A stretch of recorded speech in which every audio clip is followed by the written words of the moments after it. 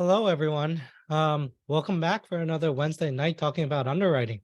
I know it's not always one of the most exciting topics, but appreciate you guys being here. And hope you guys can walk away with something, from today. So, for those of you who don't know me, my name is Victor. Myself, Trevor, and Marcel, we're the Freedom Boys. We're the core members of the Multifamily Freedom Chasers. I'm a pharmacist by training, and I work at W2 in the pharmaceutical industry as a drug safety scientist. And like Marcel and Trevor, I'm married and also have 2 kids. So if this is the first time that you guys are joining one of my underwriting Zooms, put a 1 in the chat. Just want to say welcome. It looks like we got a small tight group today.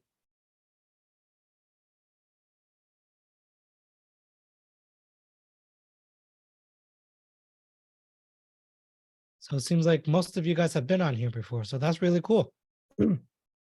But always a shameless plug. If you guys haven't already, please plug into our ecosystem. You can join our Facebook group, our Instagram, follow our Instagrams, like and subscribe to our YouTube, where we post all of our recordings of our community Zooms. I'm putting it in the chat here.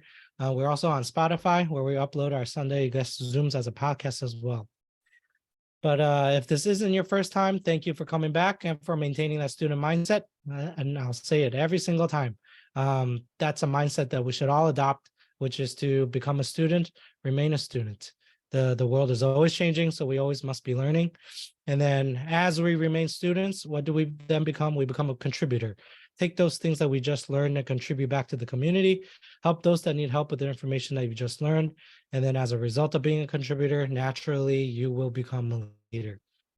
And that you see that in our ecosystem, in our community leaders, Peter St. Martin, Ed, Aldo, Will, the Miles family, Jerry Shelley. And so in our ecosystem, we'll get you activated on Sunday nights with our activation Zoom to get you pumped up and jumpstart your week. Then we got our broker talks on Mondays to help you find deals. Then we have napkin underwriting on Tuesdays for after you get your deals from your broker so that you can analyze real quickly and efficiently to see if it's a deal or no deal. And then alternating on Wednesdays, we have the financing and debt market Zoom with the Miles family to help you understand how to structure loan terms and finance those deals. And then, of course, here, advanced underwriting Zoom right now. And then for those of you who've been here before, what do I always say again? The greatest leader isn't always the one that goes on and do the greatest things. They're the ones that get the people to do the greatest things. So we want everyone here to become contributors and leaders so that collectively everyone here can do bigger and greater things that we could never do on our own. So, right. So as you can expect from our Freedom Chaser Zoom, because we're covering the corporate world, here's our agenda. We're just going to keep this to an hour only. We may go a little bit over today since we're actually going to be underwriting a deal, going through the analyzers. There might be questions. So we'll just see how it goes. And then it wouldn't be a Victor Zoom if I didn't leave you with some homework. So housekeeping, we're a collaborative community. Put your contact information in the chat and in your Zoom name. Put in your target markets, your contact information so that we can all network. Please keep yourself muted unless you have a question. If once you have a question, please feel free to unmute yourself and ask away. We have a small group today, so it should be fine. And turn on your camera if you can. We would love to see all your faces. And just be mindful of each other and be active in the chats, asking questions and answering them too if you have an answer. Just remembered before I, is this recording? This is recording, right?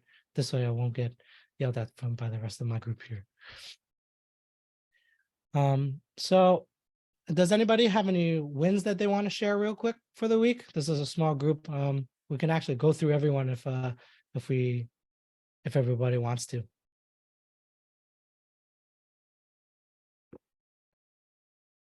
We have Pete here from our community leader group. Pete, do you want to say anything? Of course, you got to put me on the spot, right? Always. You know, it's every week's a good week when you're part of the multi.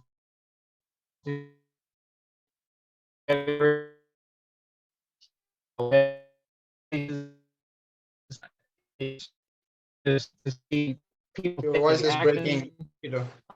We've got, oh, hear me? Yeah, Peter, you're breaking up a little bit. If you want to unshare your screen, your camera, maybe it'll sound better. Victor, he might be driving, I believe. Yeah. He's always driving, but that's okay. But thanks. No,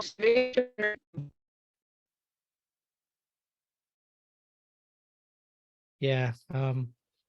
Thanks, Peter. I think your connection's a little spotty. Oh, there he goes. I'll just pick on someone else again. Andrea, I see you always here. Do you have anything to share? Hey guys, how are you? Happy Hey. to be here. Just sharing my win for the week. We're about to finish our investment thesis for the markets that we're investing in, Mhm. which takes time, you know. So as we're getting to know these brokers and essentially other investors and capital partners, we need to be able to send them like a pitch deck. Mhm. So we're going to share that soon, I think in the next 2 weeks. And it's funny, like when you do an investment thesis or any thesis, it'll take like a whole semester back in college. So working on this as a team is a whole new experience, but it just definitely brings you together. And then we finished our napkin underwriting model to share that with other people that we're doing presentations with. So like every 2 weeks or maybe once a month, we're doing these, quick 10-minute presentations to raise capital. So that's really exciting for us as a team. So yeah, that's fun. Awesome. For those of you that don't know, what exactly is an investment thesis? It's essentially our idea of why we're investing in the markets we're investing in. Mhm. So the thesis is understanding in a very clear breakdown of like what's a market analysis, Mhm. along with our goals, mission, everything that outlines who we are as investors, and to basically make that clear to anybody who would like to invest with us or even lenders. And so that's what our investment thesis is.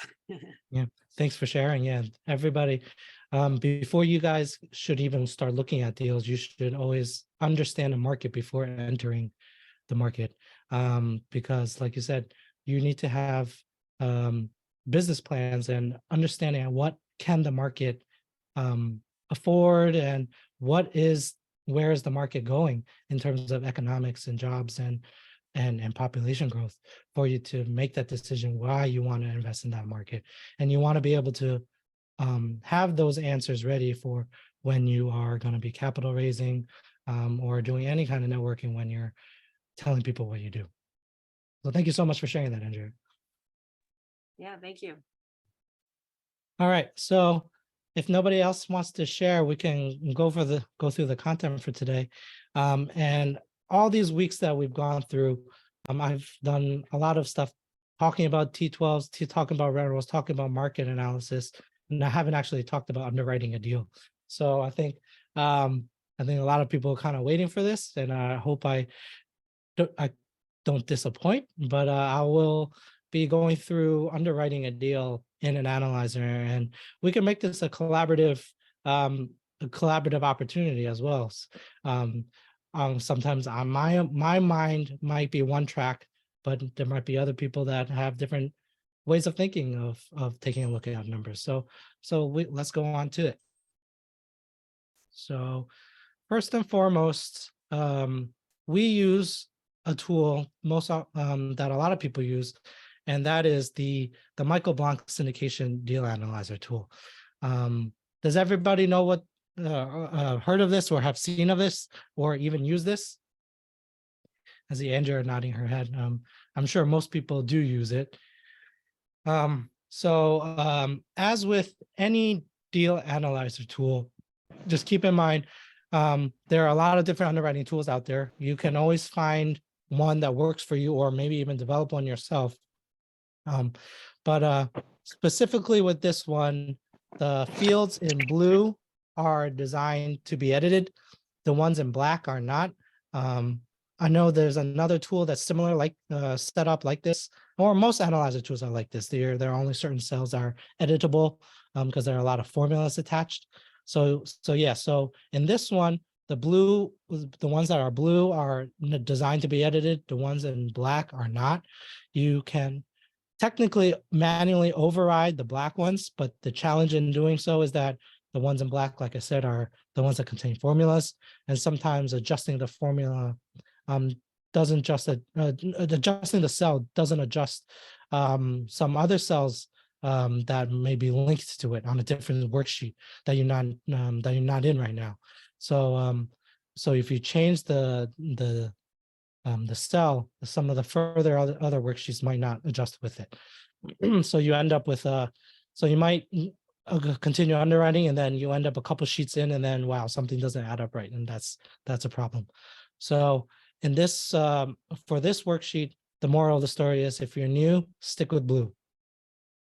So once you get familiar with the sheet or any tool, whether it's this one or another one, play with it a little bit more. And but if it's just something that you're starting out with and you don't know how it works or how things are connected, keep it basic, stick with the parameters that are designed to be edited so you don't wind up throwing off other fields.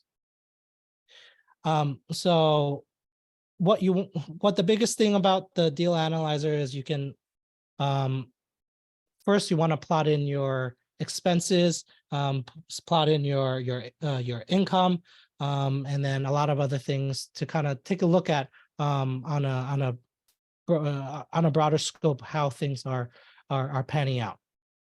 So so one of the first things on here is the income. You have the gross potential rent.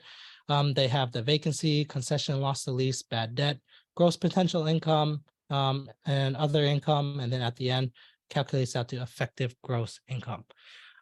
So going so if we take our income, looking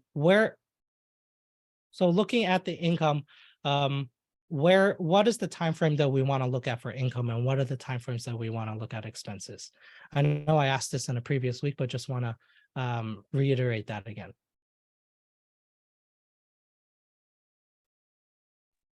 I think you mentioned 3 months of income. Yeah, so income, you want to take a look at the T3 and then analyze and annualize that. And then expenses, you want to look at 12 months. Do we know why we want to look at the last 3 months?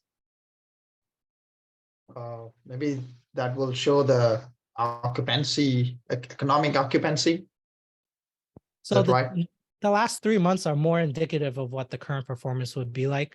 And then also lenders would underwrite based off of the T3 okay. income. So we don't want to do something drastically different than a way a lender does it, because if you think you have a great deal but they don't think the same thing, then you may wind up with unfavorable terms. So always try to look at it from the viewpoint that lenders are going to, and then it'll generally be pretty helpful to you.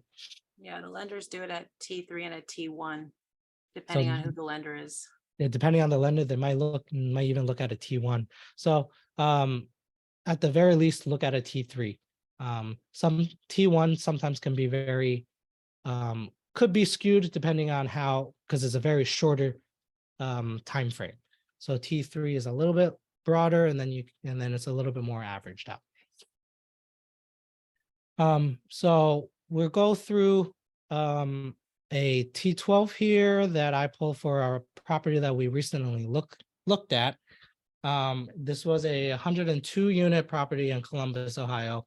It looked pretty good. These were all townhomes with garages and basements, and all have washer dryer hookups. So it was a pretty well maintained property. So if we're looking at income, we want to look at our gross potential rent, vacancy, concessions, loss to lease, bad debt, other income. So everything we have here on the T12 will fall under one of these items. So we're going to take our income on a T3 analyzed basis.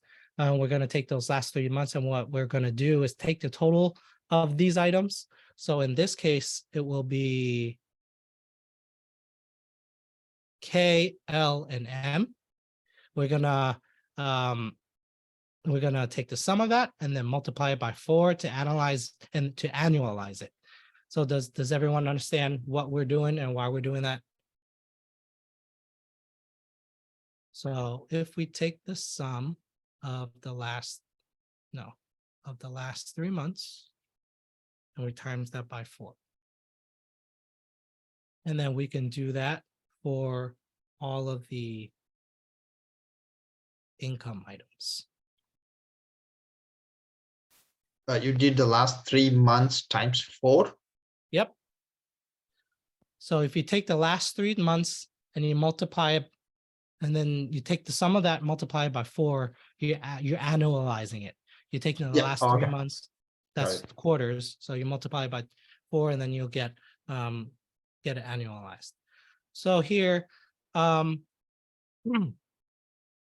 you always want to make sure you multiply it by 4 if you do take the last 3, because otherwise your numbers are going to be very skewed. So what we're going to do is we're going to go through these different items and see where we should put them on the SDA, the deal analyzer tool. So the first thing on the deal analyzer tool is the gross potential rent. So which item or items on the T12 do you think is going to fall into that?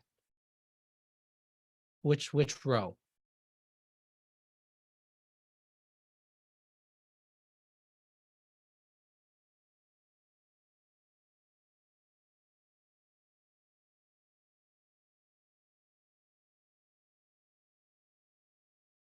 Okay, so I'll Line just number 17. so it'll be row 17, the one that says Yep. gross potential rent. Yep. So we can copy that here and put that here.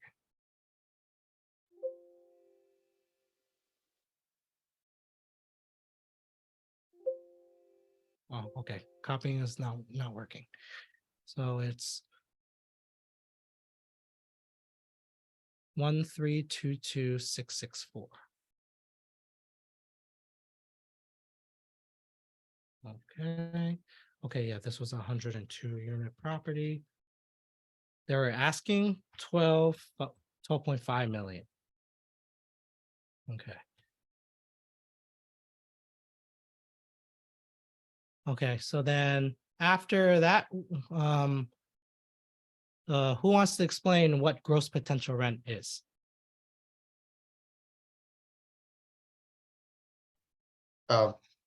It took last 3 months times 4, which gives the full 12 No. months. But what does gross potential rent mean? If all the units were completely filled, and that is what they would get monthly if they were all at that rate. Exactly. So if we lived in a perfect world, we have 100% occupancy and everybody paid everything that was billed out. There were no concessions, no loss to lease, nothing bad. Everything went perfect. Then that will be what we would collect. Now, if you have a duplex, maybe it's possible that you'll be getting something like that. But on a 100 unit property, what do you think the odds are of actually hitting that number? Probably not very high that you're going to actually hit the gross potential rent. So 0. I'm going to say it's impossible, but technically nothing's impossible, but it could happen. But you'll probably have better chance getting struck by lightning. So just keep that in mind. So then who sets the gross potential rent?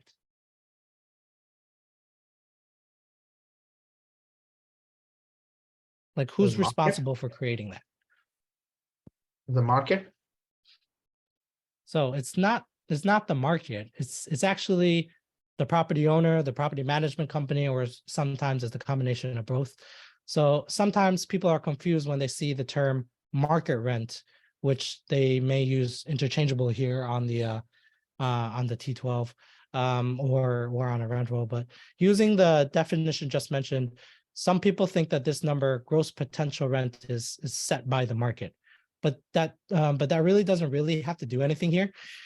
So why is it called market rent sometimes? it's what they are advertising. It's what they are marketing. So it's what they think they can get. So if you went in there today, you want to lease a 1-bedroom floor plan, this is what they would market at today. So that's why you'll sometimes see the term market rent. So don't be confused. This doesn't really have anything to do with comps. It's totally different than comps. It's just a term. They could be using comps that they set these numbers, but there certainly isn't a need for them to. So so let's say you lease a 1-bedroom apartment. They're marketing it for 1,000. So that will be the market rent for that particular unit. It's not the average market rent in the area. That's just what they're marketing it as. So that's what they think is the potential rent. So then next on the SDA, we have vacancy. Victor, so one question, the T12, sorry, the T3, which I got from the broker, that's not the actual rent being collected. So there's a caveat to that. It depends on the way that they are doing their accounting. So if they have lost to leases, vacancies, concessions and stuff like that on the T12, that will be accrual-based accounting. If they had cash-based accounting, which will be exactly what they what was actually paid to them that particular month without any kind of credits or saying that so accrual basis what they should be paying. A cash basis accounting is actually what they did pay. So if you have a cash based accounting, the last T3, that will effectively be your T3 net effective rent at the what you got. What is the collected rent for those 3 months? Did that kind of answer your question? And it was kind of a loaded question there. Yeah, thank you. Cool. So then, so next we have physical vacancy. And does anybody want to explain the difference between physical and economic vacancy?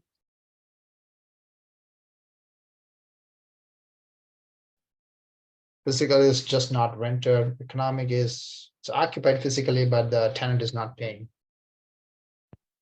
So that's partially right. So physical vacancy, that's empty units over a given amount of time. Nobody's living there. It's physically vacant, but it's rentable. It doesn't need heavy renovations to get it back to rentable shape. Economic vacancy, that represents the difference between actual rental income and gross potential rent. So someone that's not paying rent, unit that's occupied by a property manager or employee or rent concessions. So keep in mind, guys, when you have physical vacancy, one of the things to keep in mind, besides it just being vacant, like I said, it has to be put back in rent ready condition with just a standard turn. So if you had a fire in a unit, then it's going to cost you $25,000, $30,000, $45,000 to put it back online. That's what you will call a down unit. So even though it's technically physically vacant, something like that is actually going to fall under an economic vacancy. So if we look at the financials here, what line item would represent physical vacancy?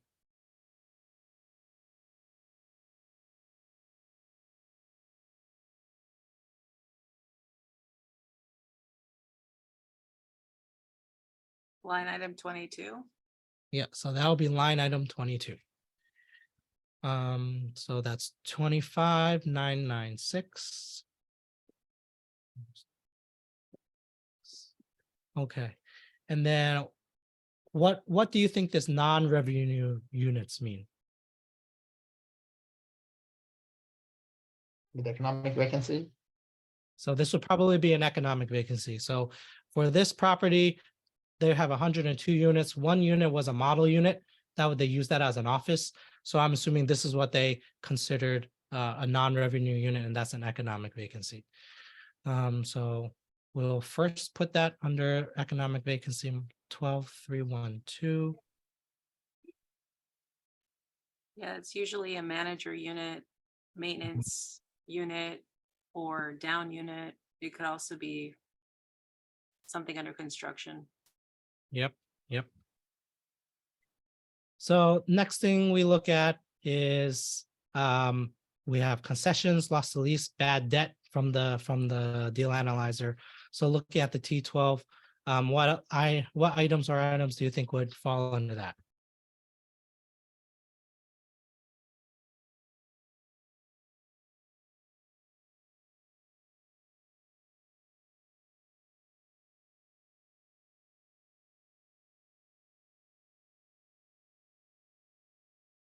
The concessions line, 28.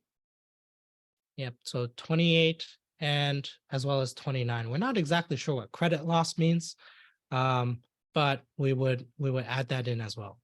So these two combined is 11,424.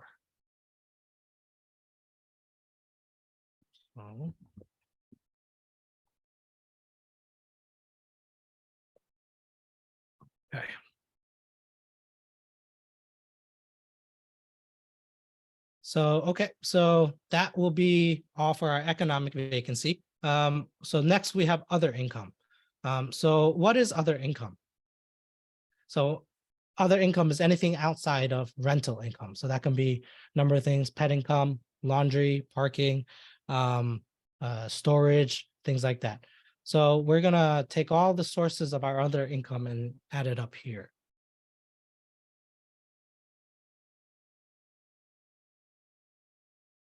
Oh, so I need to do that here.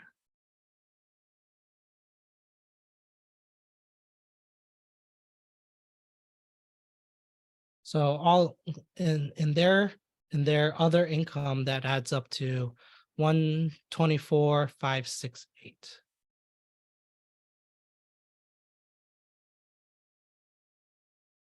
Okay.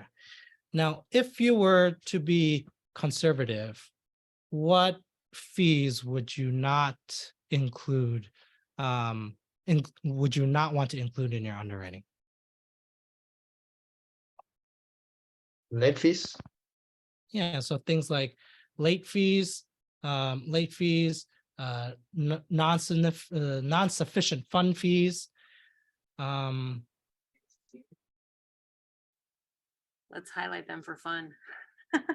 I think rubs changes too. And then where it says like other income, that changes. So Does we're it- not entirely sure what this other income Yeah. really is. That would be something that you would want to find out. But it's only $3,000 in the last 3 months, annualized in the last 3 months. So I don't think that would make a huge difference. But yeah, for not NSF fees, late fees, if you have a as what they call it, FaceTime, texting, but the phone. Leanne, doesn't did you have a ring, question? they can't call out. Oh, I think you might have some. I'm just gonna put you on mute real quick. Okay. Okay. So yeah, late fees, NSF fees. If you were a really diligent manager or asset manager that or have a property manager that's really diligent and really kept it, did their job correctly, make sure they collect all the fees on time, all the rents on time, these wouldn't be part of it. So some people see late fees, NSF fees as free money, but it could be an indication of how the quality of that tenant. So in an ideal world, you wouldn't have late fees and NSF fees. So if you were counting for these fees in your underwriting, and then those tenants get either don't renew their lease or they get evicted, then technically you've kind of lost out on money when you're underwriting.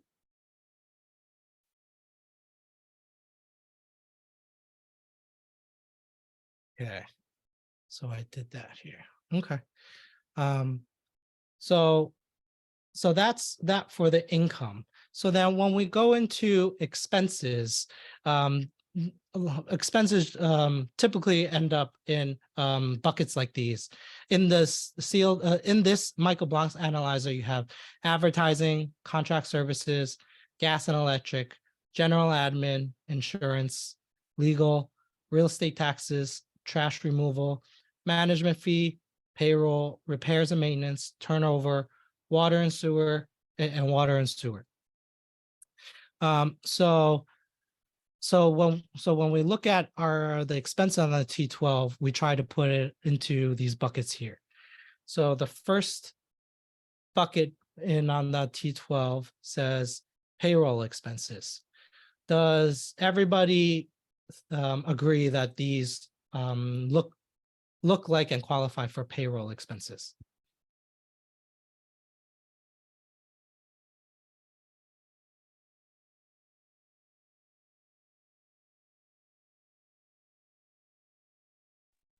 It seems. Yes. Yeah, they seem pretty reasonable to me. So for the payroll here is 105, 117.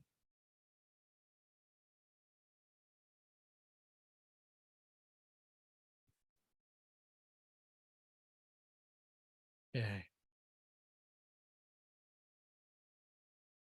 So the next one here, they labeled it rental expense, but what do these look like?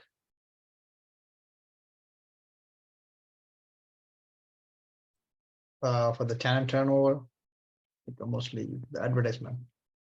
For these, yeah, so these look Advertising. like advertising. These look like advertising to me. Does that everybody agree with that? Now, if you look here, it looks like they've only spent $3,222 for an entire year worth of advertising for a 102 unit property. Do you think that that's high or do you think that that's low? Low. Okay. So it is low. And a little background of this story, this property has been about 90, I think 95 to 90, 98, 99% occupied consistently for several years.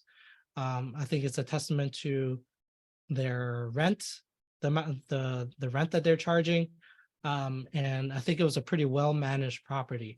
So in that sense, if you don't have a lot of turnover, that makes sense that they don't have a lot of advertising costs because they don't need to. And the next category here, they labeled management fees. Do you guys agree that this would be management fees?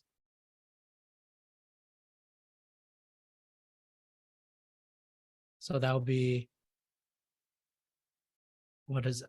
52925.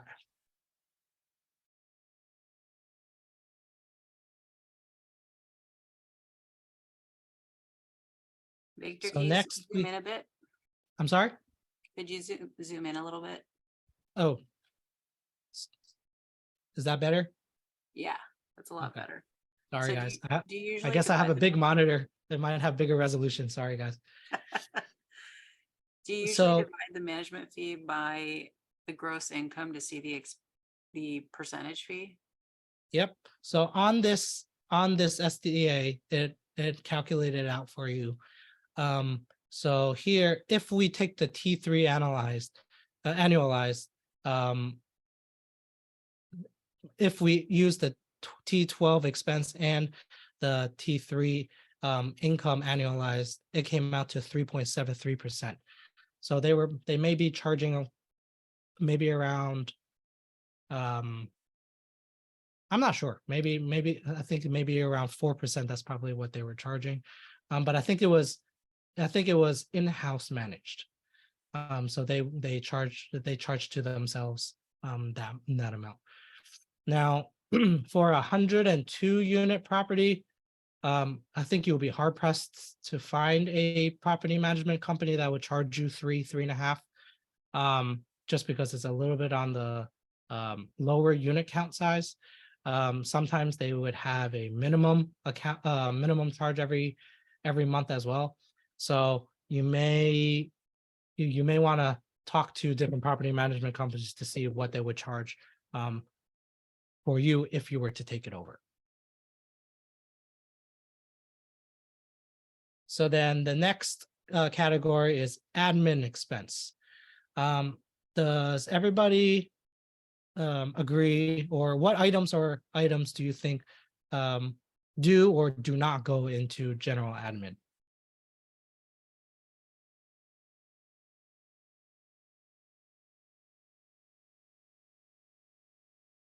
Okay, there is a postage. Okay, so there. Legal.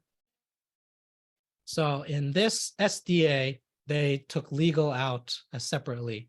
So in this, like Andrea said, in this case, legal, we would take that out for G&A, and then we would put that separately. So we would not include legal. That comes out to 24,225.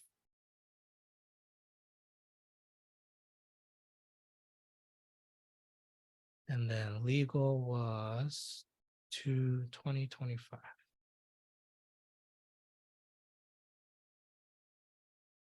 Okay.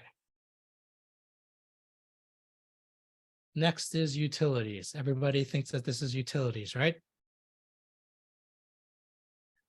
So so it looks like nothing is gas, everything is electric. And for the most part, I think electric is individually metered because these are all townhomes.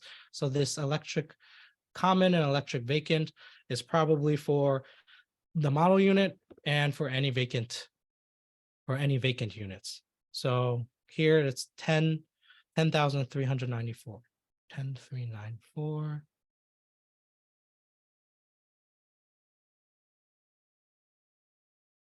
And then water and sewer, 86,039. Okay. Contract services.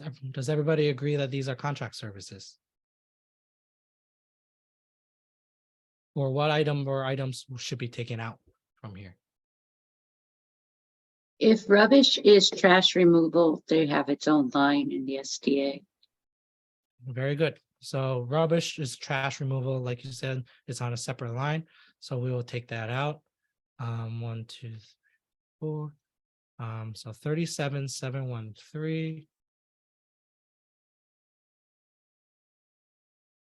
And rubbish 15618.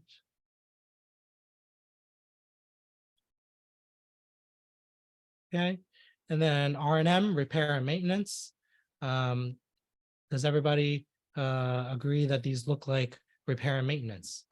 Or what would you think might not be repair and maintenance?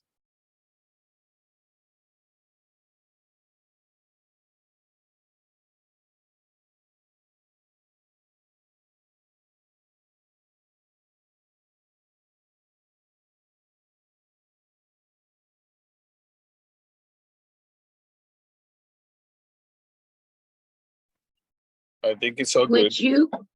Would you put the cleaning of the units in turnover? So I would probably think that that would be a fair assessment, that these cleaning of the units could be part of the turnover. I can't tell from here what other charges it could be. But for here, we could do that. For the cleaning of the units, put that as turnover. So 24. What about the signage? Would that be marketing?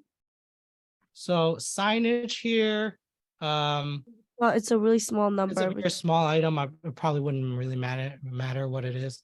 I'm not sure if that's a repair of a signage or a replacement of a signage. So I think that's kind of negligible. It doesn't really matter.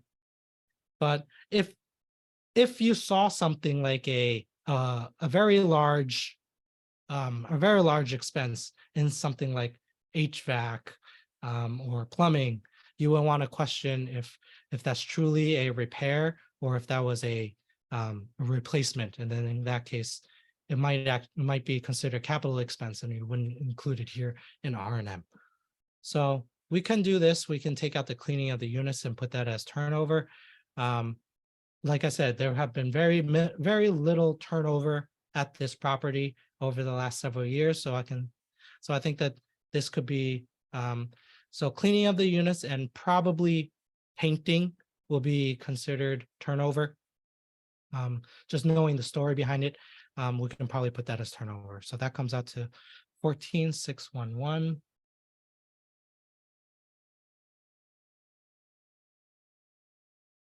And then the rest. 23,554.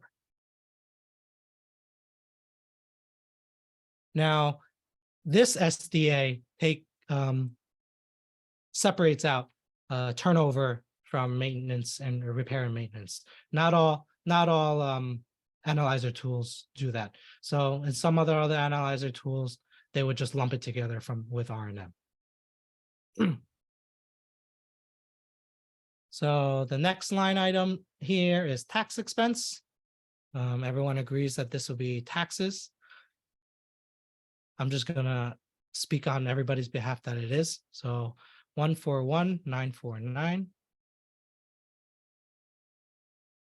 141,949.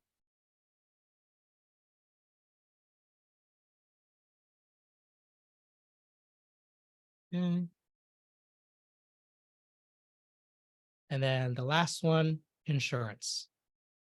Victor, one question. So should we put expense, the tax as the current one, or potentially what may come next year?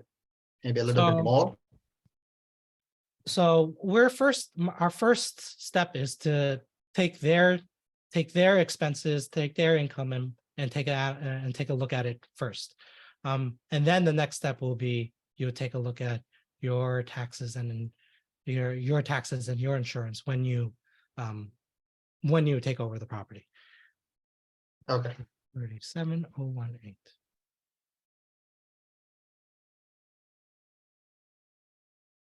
Okay. So we're basically done with the T12 now. So one thing that you always want to do is you kind of want to make sure that it all calculates out. So if we take out the expenses here, no, take out the deposit here. Total expenses is 554,410.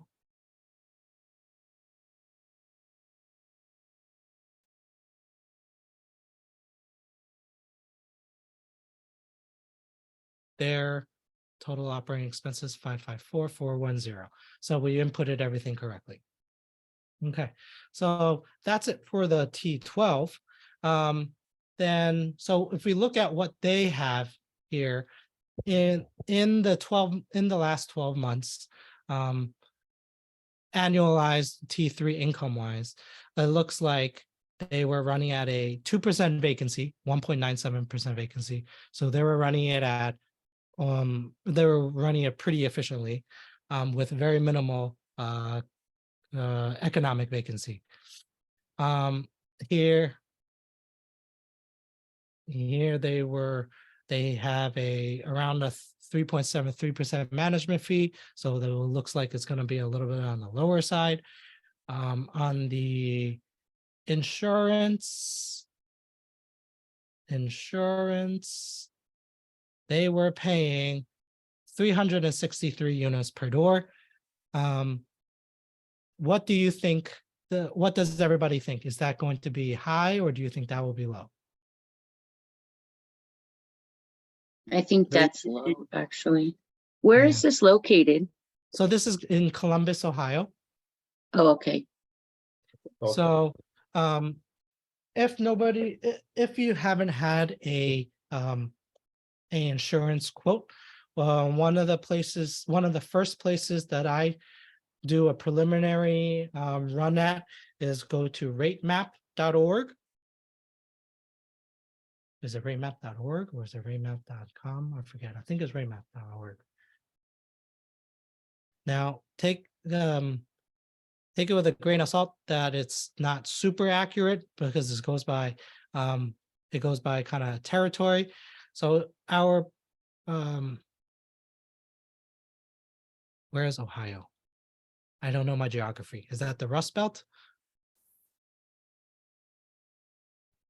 Northern Midwest, Northern Midwest. right below the T to the right. So right here. That one? I think so. So if they're Midwest, they're saying they're 700 per door. That's quite a bit. That's quite a bit different than what they're paying now. What are the reasons why insurance, when you buy it, will be higher than what they have?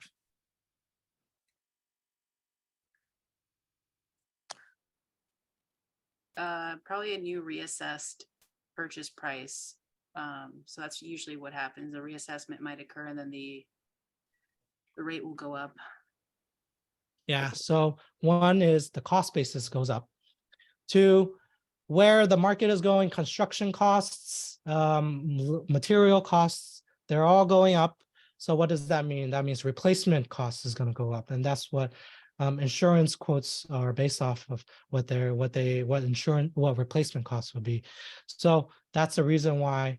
And then also with depending on where the property is or where the insurance companies are insuring the properties in the South, Florida, Texas, they've been having so many natural disasters, hurricanes and all those things. Where does the insurance money come from to for the insurance companies to pay out those owners?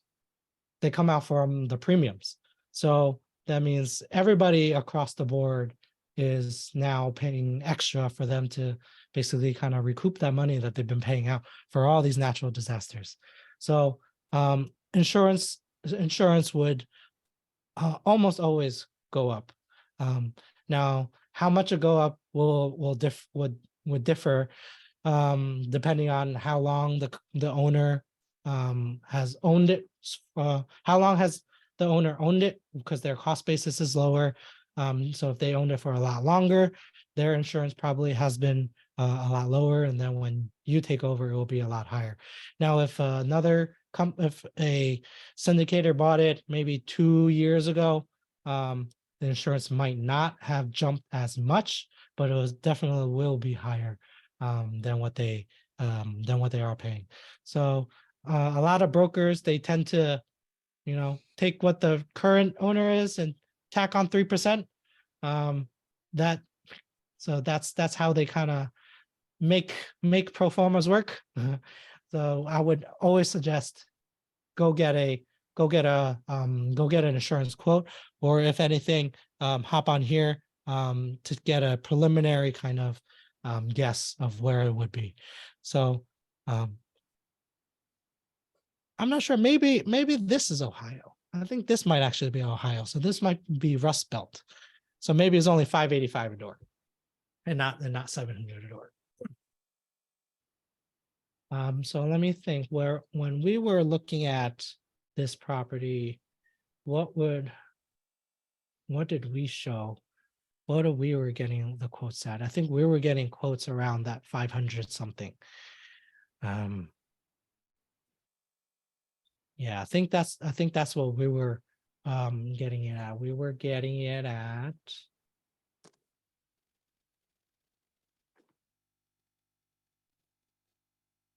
Victor, I have a question.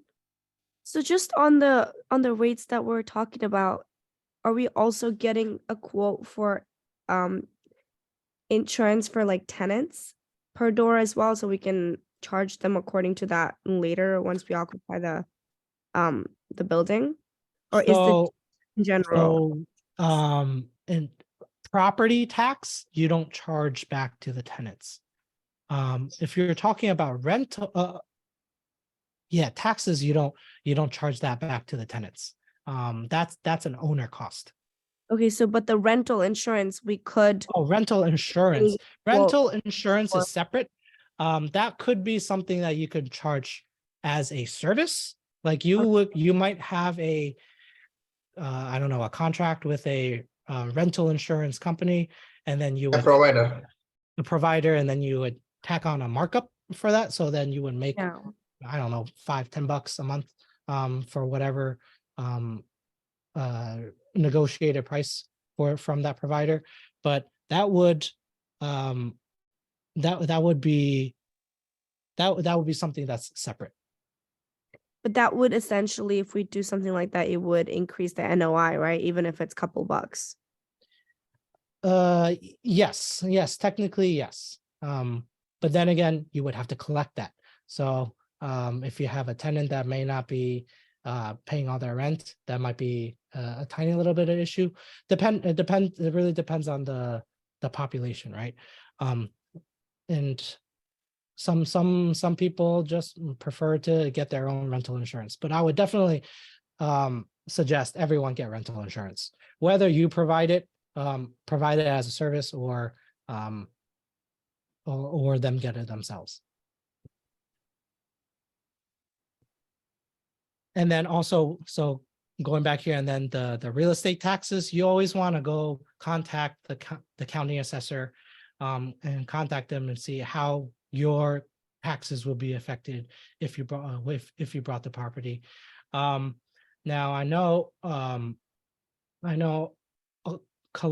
Ohio, they are on a sextennial, I think every 6 years, properties get reappraised. And then in the middle, every in the third year, they have a it's not a full reassessment. There's like a readjustment kind of deal. But in those, so for those 3 years, I think it's going to be very minimal change. So there's a lot of homework that needs to be done to figure out what your real estate taxes will be. Now, if you're like in Texas, God bless you. Taxes are just skyrocketing everywhere. So you really need to pay attention to the taxes and insurance for your property. Victor, last time I was out in Ohio, the broker said to me, that's the number one question they ask any kind of investment group is, how are you underwriting your taxes?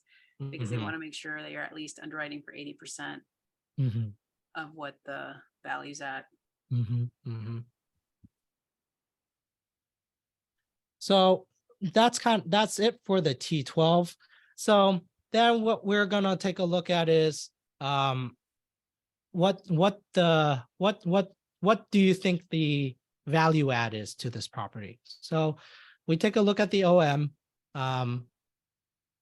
So this property is I forget, 1990s vintage. I don't think that it's ever been fully renovated. It hasn't been renovated since its initial construction. So everything looks a little bit older, but it has a lot of stuff that you can't find in apartments because this is technically a townhome. So I think they're all 2-bed, 2.5 bath. They have a garage, they have a basement, they have washer and dryer hookup. So with something like this, do you see the rent that you can push the rents for this if you do a tiny little, if you update the units a bit? Yes, but it depends. Yes, It depends like what type of people are living in the unit as well, if they can afford a little bit hiked up, because I do see the prices are $1,200. Some of them, right? So the average rent for this property is actually 1,050, 1,051, I believe. Right. Where So is it based here? on that, even if we were to renovate, would it be worth to do it? I mean, and then overcharged people that are living there? So for this property, they actually have rents going up to $1,200 for this classic units. So there is some room to push if you were to, but that could also be part of your business plan. Maybe you don't renovate it and then you just push it up to the market rent. Because what is the one thing that you look at to see if your rent might be too low? that it has a very low vacancy rate at Exactly. like less than 2%, which means that it can probably push the rents up because everything else in the air, because you're lower than everybody else. That's why they're there. Exactly. So owners, property management companies, they would push the rent. What a good manager would do was find what is the, I guess, an average market vacancy, or find out what is a good vacancy, what is the market vacancy, and push the rents to get it to that market vacancy. So if you want to target just 5% vacancy, you can push it to get to that 5% vacancy. And because you don't really, if you want to maximize rents, you could always push. You want to be able to push the rents. If everything is 100% occupied, you can't push the rents. So here they are saying the current average rents is, so here, yeah, so the current average rents here is 1051. They say that the post renovated rents is 1375. So you got a good $320 delta here. And then looking at some of the comps here, you would really want to take a look at what exactly do these comps, are these actually comparable units, or comparable vintage.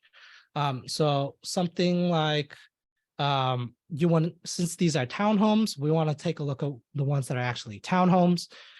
Take a look at what are the amenities that they provide. Do they have a garage? Do they have storage? Do they have basement? Do they have washer dryer hookups? So we took a look at the comps. Marcel actually drove the comps that are actually townhomes. This is actually one of the nicer properties. Not all of the townhomes have garages, or actually, I think none of them have basements, and not all of them have actual washer and dryer hookups. So we do think that this property is a more desirable product and can justify those rents, even if we with renovation. So then you would need to find out what is your budget for renovation. So these are and then these are actually relatively big units. These 2-bed, 2.5 baths, they are 1,120 square foot.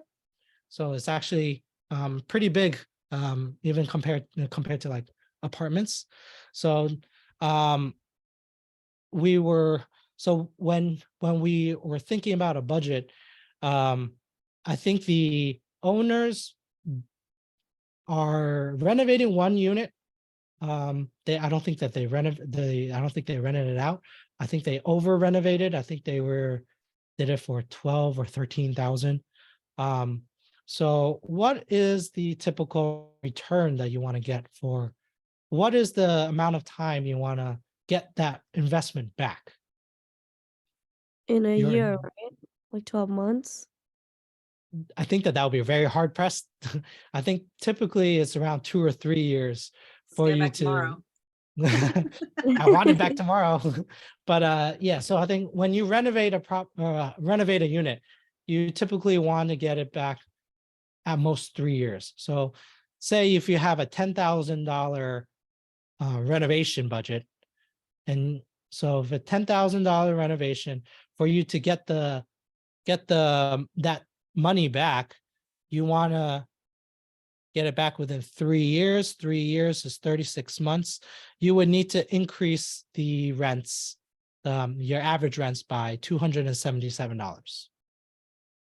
So in this case, when you say increasing rents, are you typically referring the tenant turnover or the new lease renewal? so the new leases. Okay. So these are all the same units. So all the same type of units. So we were taking a look at if we can spend $10,000, and if we can spend $10,000, we will recoup it in 3 years if we increase the rents by $277. So we are expecting to be able to increase it by 320. So that's a good sign. Now, obviously, if you can get it in 2, that will be even better, but you're going to be hard pressed to be able to find anywhere that can support that. So if you do $10,000, 2 years, 24 months, you need to increase the rent by $400. I don't think that you would need to find probably like an off-market property, get a really good deal on it, to get that. So I think we're actually running out of time here. Does anybody else have any other questions? We were only able to get through the expenses today. But if you guys have any other additional questions, we can, I can try to answer any of them that you guys have. I have a quick question just about service. Can we, instead of renovating it, do you think it's a better idea to maybe add service charges? Like maybe we can provide pesticide stuff, or like, even add amenities, because I do see there's like a pool and things like that situation for upcoming clients. What do you think? So you need to have a solid understanding of what class your property is and what amenities fit for that market or that class of a property. If you are if you're a C class property, meaning this is probably a 1970s, 1980s product, catered to the workforce, and they are not the type of tenants that would pay the extra money for those amenities, you may want to revisit that. But for services that could make their lives simpler, like I don't know, maybe a valet trash or a dog park or something like that, that might be more beneficial. I don't know what you mean by pesticides. Do you mean like you provide them? Do you provide them chemicals as part of their move-in, or No, like provide the service, like you'll just do, because I've seen in some of the, the business plans that syndigators. So you would charge a pest service fee? Yes, you pest can, service fee, maybe can do something that. like a C class, you know what I mean? I think that would be easier, even though it's a couple of dollars. I mean, if it would make an impact, no? Yeah. So it will make an impact. Yes, I do agree. And but you also want to take a look at what your direct competitors are doing as well. So if your direct competitors are all including that in their rents, it may be a little bit tough for you to justify that.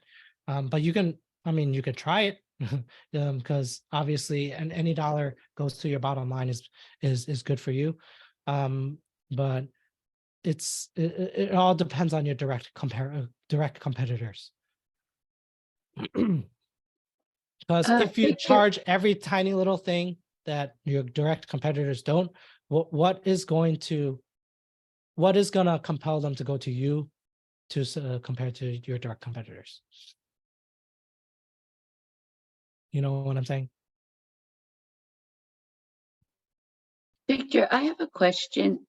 As Sure. you're saying, it would take about 3 years to get through to being able to push all the rents and get the renos done. Would you work that out in the P&L section, year 1, year 2, year 3, and be raising vacancy rates a little bit to compensate for the time you would be doing renovations with turnover?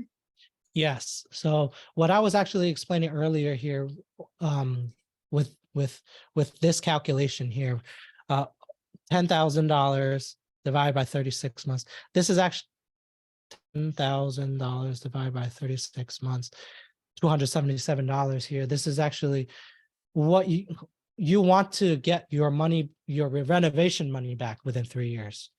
Now, again, it also coincides with you want to be able to carry out your business plan within 3 years. So yes, so a simple way that what I've been doing is I would just take what so we were saying that this is going to be a $320 delta. So what I would do is take that $320 divided by 3, say that you're going in, rents would be $106 higher than the current average. And then so year 1, year 2, year 3, you add additional 106, and then you would account for the vacancies. obviously your vacancies are going to increase because one, you're doing renovations, and two, you're pushing rents. Your occupancy will drop, and a lot of you have to keep that into account. You're pushing to market rents, so that'll be say 5%. Then you want to tack on additional couple percent for the renovations. So that's what you would do in the P&L tab. Yes.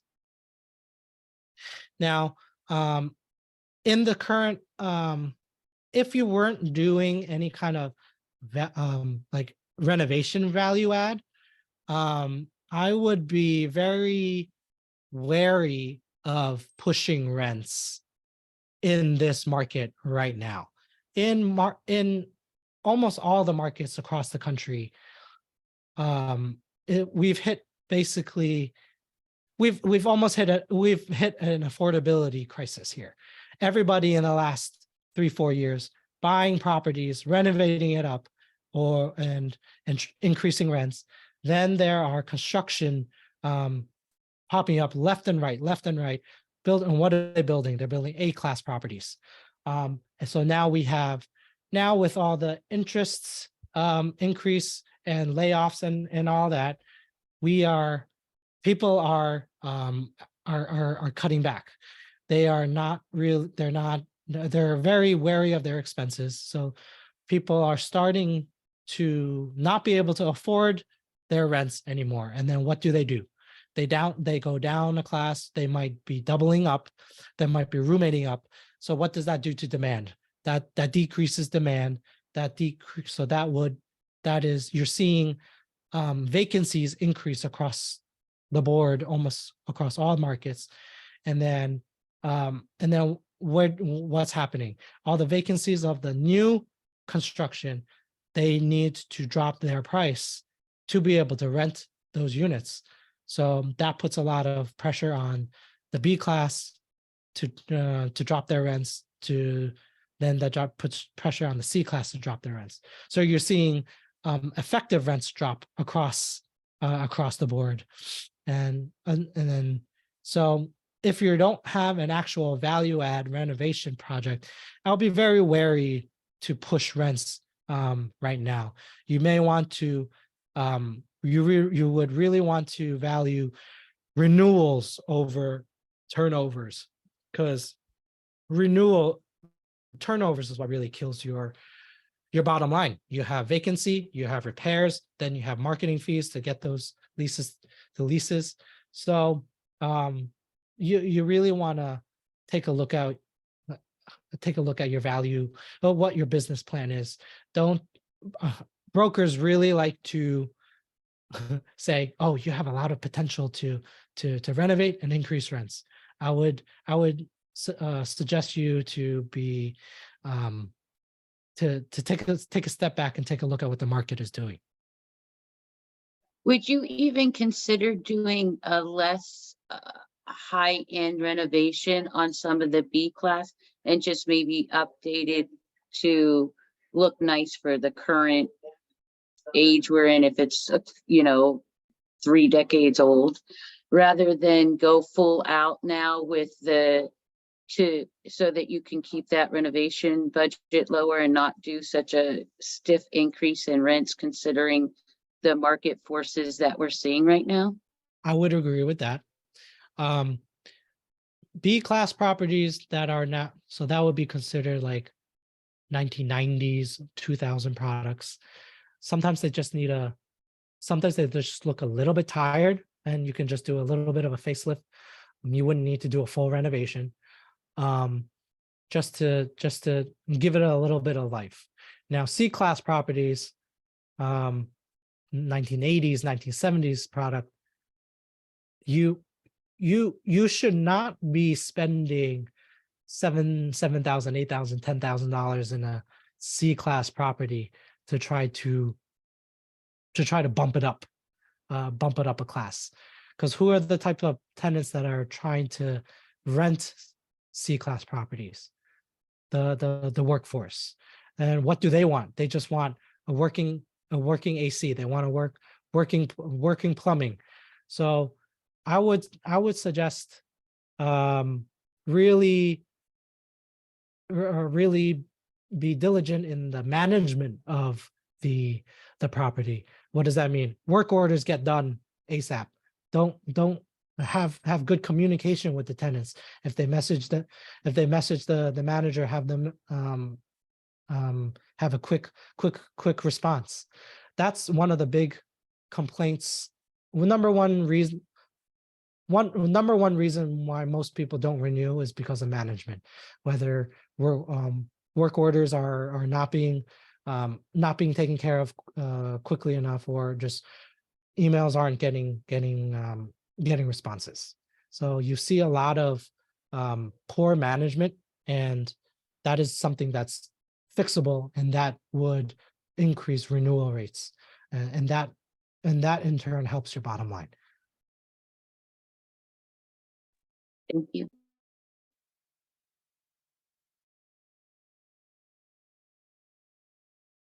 So if nobody else has any other questions, Just last one question. Sure. So how do you see this particular deal is good or bad from the so we numbers? didn't get to it. So when you when you are buying a property, what are you buying it for? You're buying it for the returns, right? So you need to understand what your risks are. And what do I mean by what your risks are? So what is your target IRR for a certain hold period?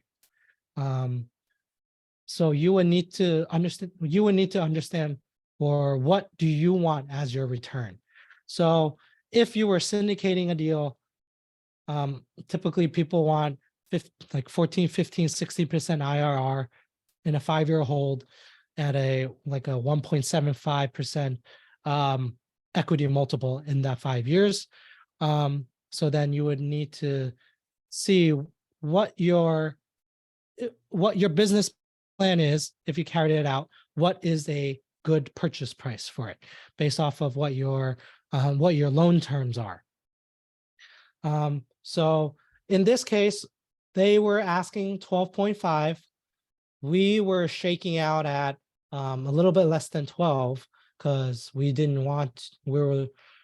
weren't going to buy on pro forma. We were going to buy in current performance. We weren't going to spend so much money on the renovation because we were trying to target for the workforce. And it seems like because it's a townhome, there's more families, we would think that turnover wouldn't be so high. So we don't think that we really need to really go all out on the renovations. Just be good on the management, and then they'll stay. But we did not make it to best and final. They had offers in the 13 millions, so we were never going to be able to reach that. Now they could be family offices. They could have they may have it in-house, so they might want to hold it for a very long term. They don't have to have a 5-year turnaround plan, so they could very well be able to pay more, or maybe they have 1031 exchange money that they need to get into, so they'll be able to pay more. So this is a solid deal. We need to be, so it's all a numbers game. You probably need to take a look at 100 of deals that are like this, that make sense. But there are people that be able to pay more than you. So it's a numbers game. Don't get attached. Don't have FOMO where you want to increase your prices or increase your offer price and then end up overpaying for the product. And then especially where the market is going, and then you be in a pickle. So now is really the time for you to understand the fundamentals of real estate investing. You invest for cash flow. And I think investors nowadays are really really tightening their wallets and tightening their expectations of investments if people are capital raising. I think investors are starting to look at more cash flow starting day one than not having any cash flow year 1, 2, and 3, and only waiting for the exit at the end for the sale to get their money back, because now that's a really risky investment nowadays. That's true. Thank you.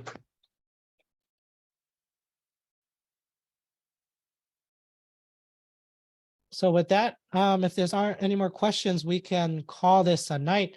If you guys haven't, if you guys were not part of our Sunday Zoom, we actually have Terrence Doyle, the value add dad, coming on to our Sunday Zoom for our activation Zoom. Will be really interesting to hear what he has to say, because he went from 150K to 300 million in real estate owned in 10 years. I think his story kind of jives with us a lot.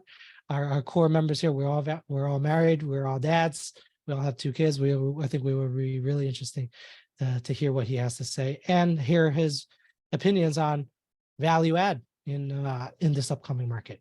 So tune in on Sunday, and thank you for joining me today, guys. And I really hope that you guys walked away with something. So with that, I'll bid you guys good night.